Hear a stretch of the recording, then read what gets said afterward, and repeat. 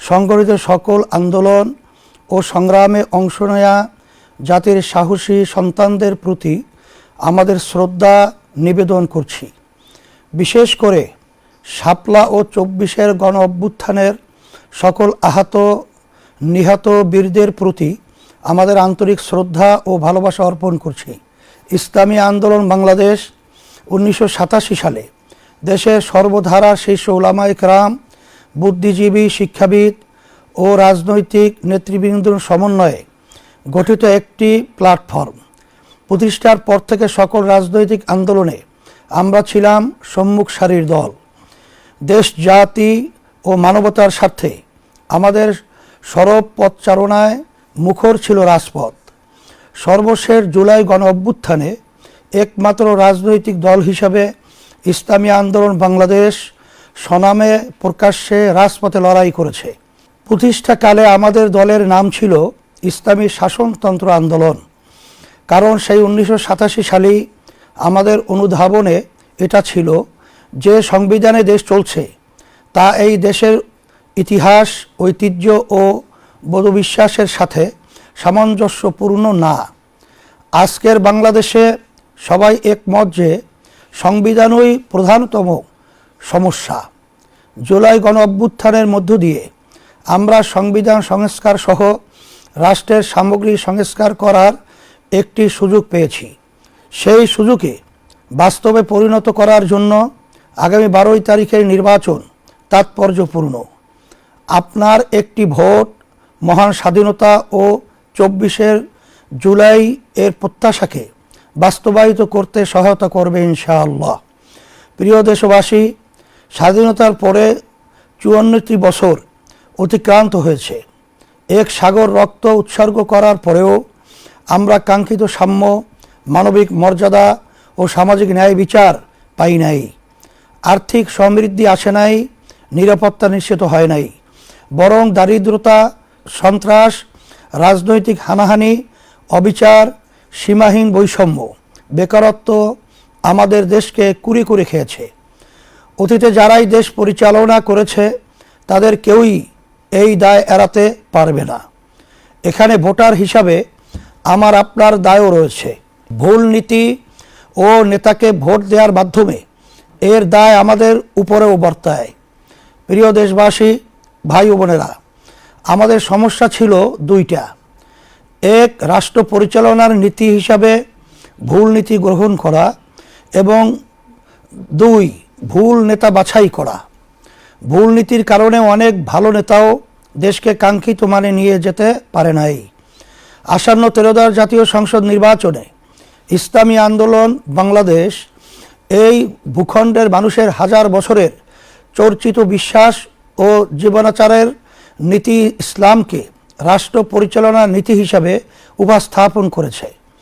শরিয়া কেবলই একটি আইনের নাম নয়, বরং শরিয়া হলো মানুষের বিশ্বাস, জীবনবোধ, সংস্কৃতি, অভ্যাস ও আইনের সমষ্টি। আমরা এই অঞ্চলের অধিকাংশ মানুষ বিশ্বাস হিসাবে, জীবনবোধ হিসাবে এবং সংস্কৃতিতে, অভ্যাসে ইসলামকে ধারণ করি। এখন যদি রাষ্ট্র পরিচালনার মূল নীতিতে ইসলামকে বাস্তবায়ন করতে পারি, তাহলেই বাংলাদেশ তার প্রত্যাশিত সমৃদ্ধি ও লক্ষ্য খুঁজে পাবে ইনশাআল্লাহ। রাষ্ট্র পরিচালনায় ইসলামের মৌলিক নীতিমালার মধ্যে রয়েছে আদালত, ইনসাফ, নাগরিকের স্বার্থের প্রতি সংবেদনশীলতা, দায়বদ্ধতা, সামাজিক নিরাপত্তা, আইনের শাসন এবং সকল ধর্মের মানুষের ধর্মীয় আচার পালনের অধিকার ও সমান সম্মান, মর্যাদা প্রদান করা। ইসলামী আন্দোলন বাংলাদেশ রাষ্ট্র ক্ষমতায় গেলে এই মৌলিক নীতিমালার পূর্ণ প্রতিপালন করবে। প্রিয় দেশবাসী, ইসলামী আন্দোলন বাংলাদেশ 13বার জাতীয় সংসদ নির্বাচনে 258 আসনে হাতপাখা প্রতীকে প্রতিদ্বন্দ্বিতা করছে। আপনারা জানেন, প্রচলিত আইন ও বন্দোবস্তের মোকাবেলায় ইসলামী আন্দোলন বাংলাদেশ এদেশের হাজার মানুষের বোধবিশ্বাসের আলোকে ইসলামের নীতিতে দেশ পরিচালনার লক্ষ্য নিয়ে নির্বাচনী প্রচারণা চালিয়ে যাচ্ছে। আপনাদের থেকে যে স্বতঃস্ফূর্ত সাড়া আমরা পাচ্ছি তা আমাদেরকে আপ্লুত করছে। ইনশাআল্লাহ আগামী 12 তারিখ আপনারা হাত পাখা প্রতীকে ভোট দিয়ে আমাদেরকে বিজয় করলে জনপ্রত্যাশার বাংলাদেশ নির্মাণ করব ইনশাআল্লাহ। প্রিয় দেশবাসী, ভোট অর্থ হলো আপনি কাউকে আপনার হয়ে রাষ্ট্র পরিচালনার দায়িত্ব দেয়া। ভোট অর্থ কাউকে রাষ্ট্র পরিচালনায় যোগ্যতর বলে সাক্ষ্য দেয়া। পবিত্র কোরআনে আল্লাহ তাআলা বলেন, মাইয়াশফা শাফাআতান হাসানাতান ইয়াকুল্লাহু নাসিবুম মিনহা ওয়া মাইয়াশফা শাফাআতান সাইয়্যাতান ইয়াকুল্লাহু কিফলুম মিনহা ওয়া কানাল্লাহু আলা কুল্লি শাইইন মুকিতা। যে ভালো সুপারিশ করবে তা থেকে তার জন্য একটি অংশ থাকবে, এবং যে মন্দ সুপারিশ করবে তার জন্য তা থেকে একটি অংশ থাকবে। সূরা আন-নিসা 85 নম্বর আয়াতে অর্থ খুবই স্পষ্ট।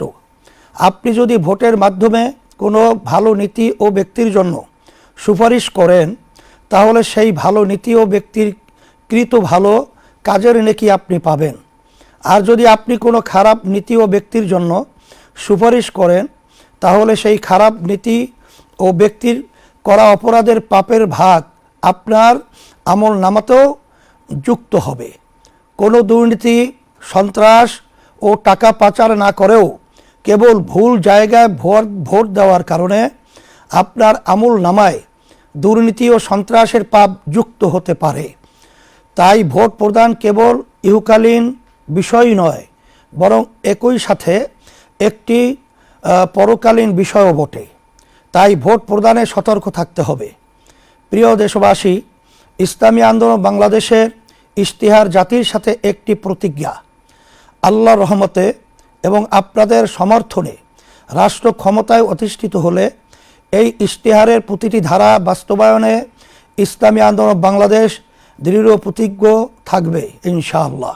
ইসলামী আন্দোলন বাংলাদেশের ইশতেহারের শিরোনাম রাখা হয়েছে জনপ্রত্যাশার ইশতেহার।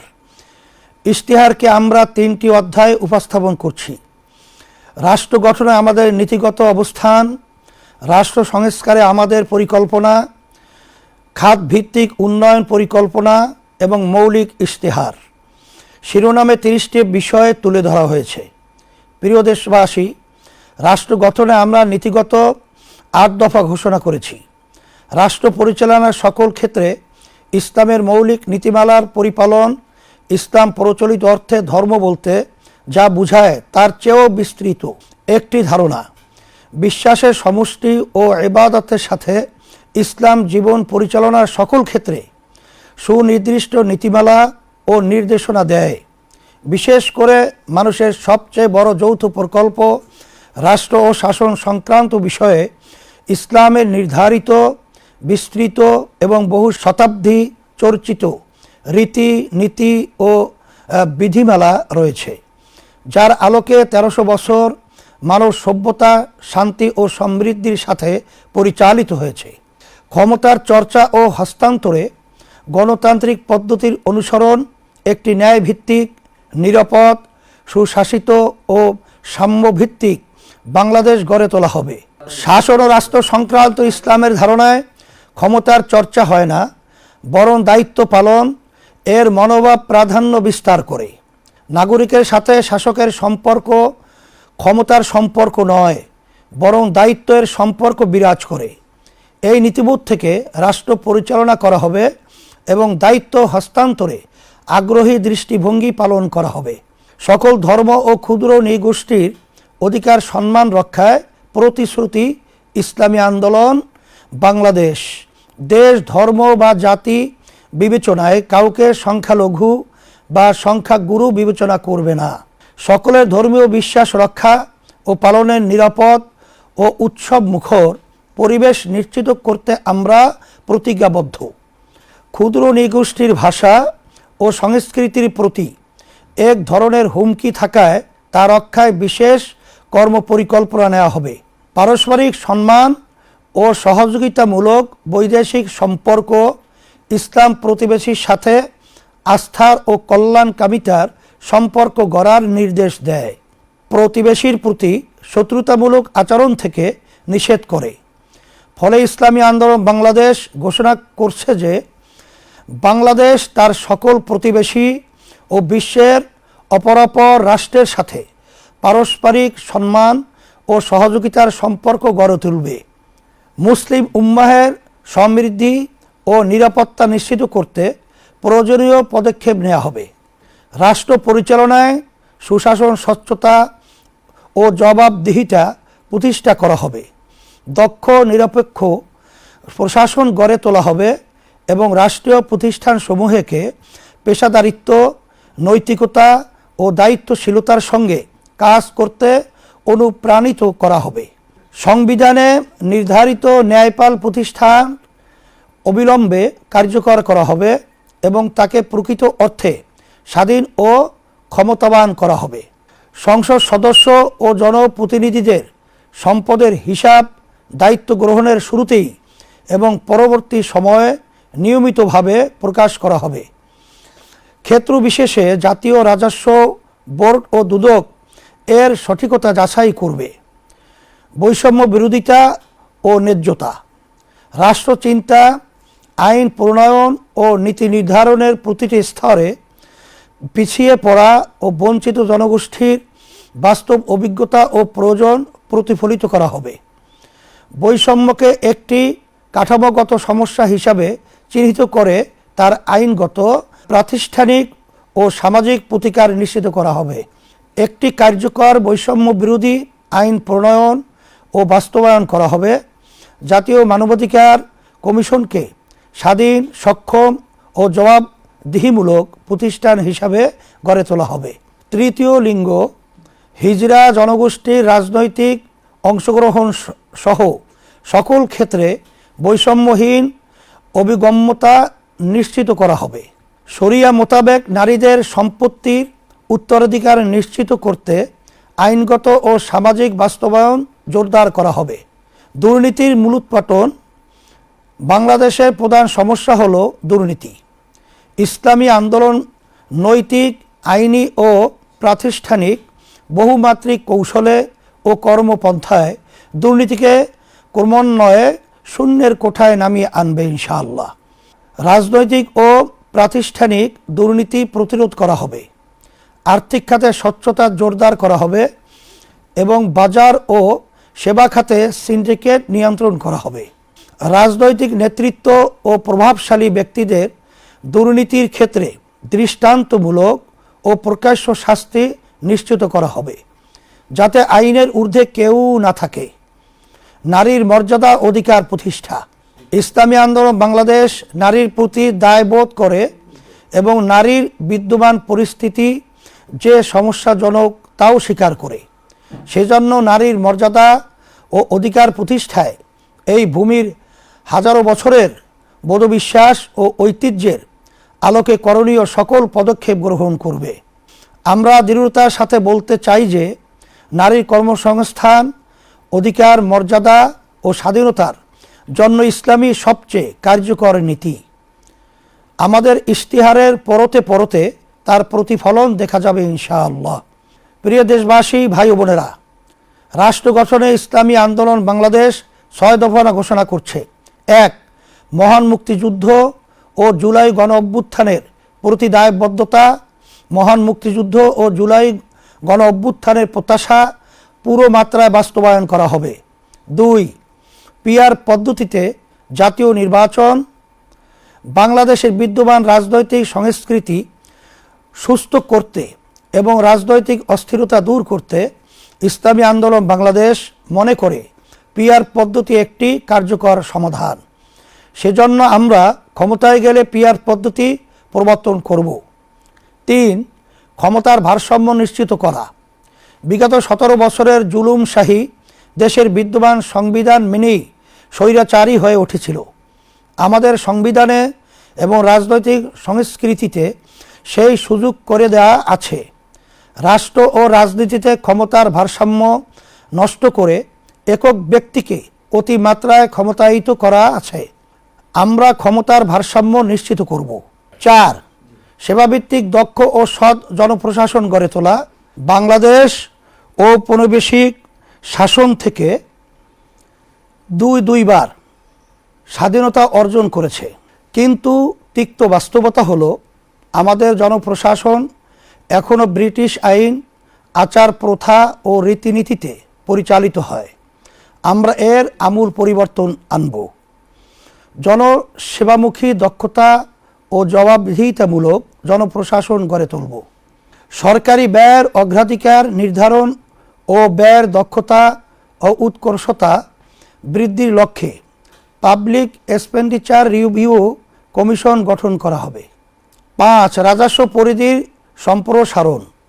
রাজস্ব আয় জিডিপির হারের উল্লেখযোগ্য বৃদ্ধি করে আগামী 5 বছরে এ হার দক্ষিণ এশিয়ার গড় হারের সমপর্যায়ে 14 থেকে 15% উন্নীত করা হবে। এনবিআরের যেসব সংস্কার কার্যক্রম গৃহীত হয়েছে সেগুলির বাস্তবায়ন করা হবে। 6. স্বনির্ভর, শক্তিশালী ও বহুমাত্রিক ডিফেন্স সিস্টেম গড়ে তোলা। বাংলাদেশ একটি স্বাধীন দেশ। বর্তমান বিশ্ব ব্যবস্থায় স্বাধীনতা টিকিয়ে রাখা দুষ্কর। মতাদর্শগত ভিন্নতার কারণে অন্য দেশের সার্বভৌমত্ব লঙ্ঘন করার ঘটনা খুবই সাধারণ ঘটনায় পরিণত হয়েছে। সেজন্য আমরা স্বনির্ভর ও শক্তিশালী প্রতিরক্ষা ব্যবস্থা গড়ে তুলব। আকাশ, নৌ ও স্থল বাহিনীর সক্ষমতা বিশ্বমানের করে তুলব ইনশাআল্লাহ। প্রিয় দেশবাসী, ইশতেহারের মৌলিক অংশগুলো একত্রে আপনাদের সামনে তুলে ধরছি। 1. দেশের স্থায়ী শান্তি ও মানবতার সার্বিক মুক্তির লক্ষ্যে রাজনীতিতে গুণগত পরিবর্তন। 2. দুর্নীতি, দুঃশাসন, সন্ত্রাস, চাঁদাবাজি, দখলবাজি, মাদকমুক্ত কল্যাণ রাষ্ট্র প্রতিষ্ঠা। 3. সাম্য, মানবিক মর্যাদা, সুশাসন ও ন্যায় বিচার প্রতিষ্ঠা। 4. রাষ্ট্র পরিচালনায়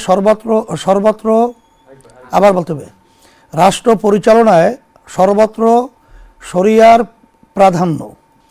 5. কৃষি ও শিল্প বিপ্লব ঘটিয়ে বেকার ও দারিদ্র্যমুক্ত এবং অর্থনৈতিক সমৃদ্ধশালী দেশ গঠন। 6. নৈতিকতা সমৃদ্ধ কর্মমুখী বিজ্ঞান ভিত্তিক শিক্ষা ব্যবস্থা। 7. সার্বজনীন কর্মসংস্থান। 8. পর্যায়ক্রমিক রাষ্ট্র সংস্কার। 9. মহান মুক্তিযুদ্ধ ও জুলাই গণঅভ্যুত্থানের প্রত্যাশার প্রতি দায়বদ্ধতা। 10. আর্থিক, সামরিক ও কূটনৈতিক সক্ষমতা বৃদ্ধি। 11. নারী, শ্রমিক ও প্রান্তিক জনগোষ্ঠীর অধিকার সহ সকল জনগোষ্ঠীর মৌলিক মানবাধিকারের সুরক্ষা। 12. রাষ্ট্র, সমাজ ও অর্থনীতিতে বৈষম্য বিলোপ। 13. সকলের জন্য সাশ্রয়ী ও উন্নত স্বাস্থ্য ব্যবস্থা। 14. পরিবেশ দূষণ রোধ, দুর্যোগ ব্যবস্থাপনা ও জলবায়ু অভিঘাত ব্যবস্থাপনায় গুরুত্ব। 15. ধর্মীয় স্বাধীনতা, নিরাপত্তা ও পারস্পরিক সহাবস্থান। 16. দুর্নীতি, সন্ত্রাস দমন নয়, নির্মূলকরণ কর্মসূচি ও গ্রহণ। 17. শুধু আইনের শাসন নয়, ন্যায়ের শাসন প্রতিষ্ঠা। 18. পিআর পদ্ধতি বাস্তবায়ন। 19. মানুষের সার্বিক কল্যাণ প্রতিষ্ঠায় ধর্ম ও রাজনীতির সমন্বয়। 20. দুর্নীতি, সন্ত্রাস, খুন ও অনৈতিক পেশার সাথে জড়িতদের রাজনীতিতে নিষিদ্ধকরণ। 21. খুন, গুম, মিথ্যা, গায়েবী মামলা, জুলুম, নির্যাতন ও দুঃশাসনের বিলোপ। 22. জনগণের বাক স্বাধীনতা এবং গণমাধ্যমের নিরাপত্তা ও স্বাধীনতা নিশ্চিত করা। 23.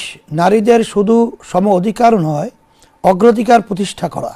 24. শিল্প উদ্যোক্তাদের ঋণ প্রদান, গ্যাস, বিদ্যুৎ, পানি, সুয়ারেজ, আমদানি রপ্তানি কার্যক্রমে ওয়ান স্টপ সার্ভিস কর্মসূচি গ্রহণ।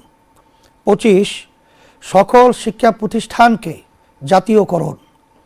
26. মৎস্য ও প্রাণী সম্পদ খাতে বিদ্যমান সমস্যা দূর করে এই খাতে বাংলাদেশকে স্বয়ংসম্পূর্ণ ও বৈশ্বিক মানে উন্নীত করা। 27. সড়ককে নিরাপদ করার জন্য প্রয়োজনীয় সকল ব্যবস্থা গ্রহণ। 28 বাংলাদেশকে 15 বছরের মধ্যে উন্নত ও কল্যাণ রাষ্ট্রে পরিণত করা। 29 শ্রমের মর্যাদা ও শ্রমিকের ন্যায্য অধিকার প্রতিষ্ঠা। 30 সরকারি চাকরিজীবীদের জাতীয় পে স্কেল যুগোপযোগী এবং সর্বোচ্চ সম্মানজনক করা হবে। 12 দফা বিশেষ কর্মসূচি। 1 প্রতি মাসে 5,000 টাকা হতদরিদ্র ও ঝুঁকিপূর্ণ জনগোষ্ঠীর জন্য নগদ সহায়তা।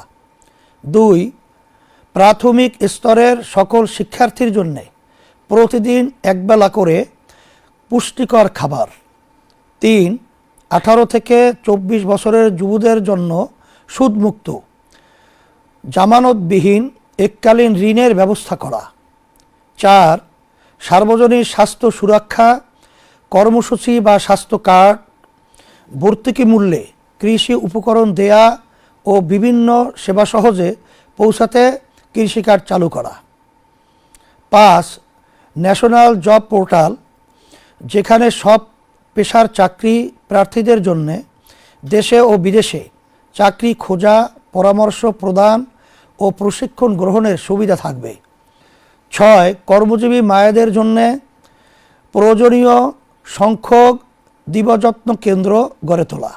7 ঢাকাসহ সকল নগরে সরকার নিয়ন্ত্রিত ও ফ্র্যাঞ্চাইজ ভিত্তিক বাস ব্যবস্থাপনা। 8 সেবাকেন্দ্রিক কর ব্যবস্থা। 9 সকলের জন্য নির্বিঘ্ন নাগরিক সেবা। 10 নারী পোশাক কর্মীদের জন্য আবাসন ব্যবস্থা। 11 দ্রব্যমূল্য নিয়ন্ত্রণে রাখতে অবৈধ সিন্ডিকেট ভেঙে দেয়া হবে। 12 কওমি সনদের স্বীকৃতির পূর্ণ বাস্তবায়ন ও রাষ্ট্রীয় পদে ওলামায়ে কেরামের পদায়ন। প্রিয় দেশবাসী, জুলাই গণ অভ্যুত্থানের পরে দেশ থেকে স্বৈরতন্ত্রের স্থায়ী বিলুপ নিশ্চিত করতে আমরা সংস্কার কমিশনে জোর প্রচেষ্টা চালিয়েছি। আমাদের প্রত্যাশা পূর্ণ মাত্রায় প্রতিফলিত না হলেও জুলাই সনদ সংস্কারের পথে একটি বড় অগ্রগতি। জুলাই সনদ কোনো দলের বিপক্ষে না, তাই আগামী 12 তারিখে জুলাই সনদের পক্ষে হা ভোট প্রদান করুন। আপনার হা ভোট সংস্কারের কাঙ্ক্ষিত যাত্রাকে অনেক দূর এগিয়ে নিয়ে যাবে ইনশাআল্লাহ। প্রিয় তারুণ্য, তোমরা এবার প্রথম ভোট দিতে যাচ্ছ। তোমাদের প্রথম ভোট দেশ, জাতি ও মানবতার জন্য পরিবর্তনের পক্ষে হোক। তোমাদের প্রথম ভোট নয়া বন্দোবস্ত ইসলামের পক্ষে হাত পাকা প্রতীকী হোক। আমি তোমাদেরকে কথা দিচ্ছি, ইসলামী আন্দোলন বাংলাদেশ তোমাদের ভোট নিয়ে নিজেদের আখের গোছাবে না, বরং তোমাদের জন্য উন্নত বিজ্ঞানভিত্তিক নৈতিক শিক্ষার ব্যবস্থা করব। তোমাদের জন্য কর্মসংস্থানের ব্যবস্থা করব এবং বেকারত্ব দূর করব। তোমাদেরকে সাথে নিয়ে শান্তি ও সমৃদ্ধ দেশ গঠন করব। প্রশাসনে কর্মরত প্রিয় সদস্যবৃন্দ, মনে রাখতে হবে আপনারা রাষ্ট্রের সেবায় নিয়োজিত। তাই সব ধরনের রাগ বিরাগ, প্রলোভন এ ভীতির ঊর্ধ্বে ওঠে কেবলই রাষ্ট্রের ও জনগণের স্বার্থে কাজ করুন। মানুষের বহুদিনের আরাধ্য ভোটাধিকার নিশ্চিত করতে আপনাদের ভূমিকা খুবই তাৎপর্যপূর্ণ। গোটা জাতি আপনাদের প্রতি প্রত্যাশা নিয়ে তাকিয়ে আছে।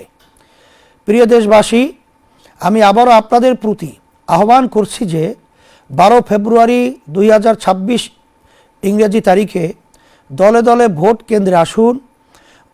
মনে রাখবেন, একটি ভোটে কেহ ধনীও হয় না, আবার গরিবও হয় না, কিন্তু একটি ভোটে দেশ ও আপনার ভাগ্য নির্মিত হয়। তাই দীর্ঘদিনের পরীক্ষিত সৎ, যোগ্য ও আল্লাহভীরু মানুষের প্রতীক, হাতপাখা প্রতীকে ভোট দিন। কথা দিচ্ছি, বাংলাদেশের মানুষের বহুদিনের আরাধ্য সমৃদ্ধি, শান্তি ও মুক্তি আসবে ইনশাআল্লাহ। আজকের মতো এখানে শেষ করছি।